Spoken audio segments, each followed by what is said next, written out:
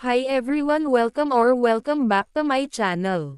Atasha Mulak tuluyan na nga bang pinalitan ng actress na si Julia Barreto?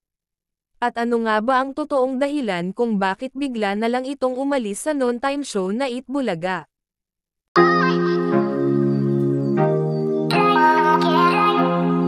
Marami ang nagtataka at nagtatanong kung bakit bigla na lang nawala at umalis si Atasha sa Eat Bulaga at pinalitan naman ito ng actress na si Julia Barreto.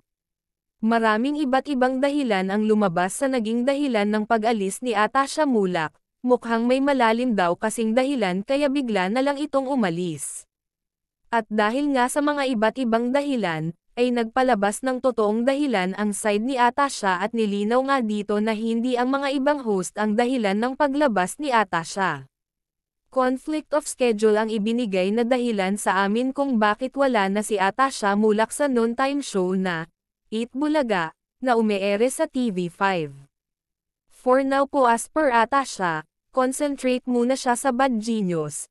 Ang sagot sa amin ni Derek Cabrido na siyang direktor ng Philippine adaptation series ng naturang Thailand movie noong 2017.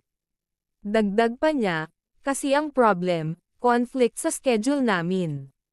Marami kasi ang nagulat na bigla na lang nawala si Atasha sa Eat Bulaga, kung saan maraming viewers ang naghahanap sa kanya. Dito na rin kasi siya nakabuo ng supporters. Pagkatapos ba ng Bad Genius, ay babalik si Atasha sa Eat Bulaga? Di ko po masasagot kung babalik after ng Bad Genius, casual na sagot sa amin ni Derek. Kung tama ang pagkakatanda namin ay noong Marso ini-launch si Atasha bilang lead star ng nasabing series at mapapanood ito sa streaming platform na Viva One soon. Kung sakaling hindi na babalik si Atasha sa Eat Bulaga ay magpapatuloy din kaya si Julia Barreto na siyang pumalit ngayon kay Atasha.